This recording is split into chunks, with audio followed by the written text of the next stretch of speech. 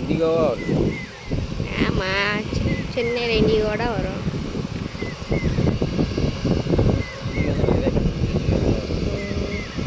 இப்போதான் எட்டியாடு பாட்டிங்களே கிளம்பிச்சா அது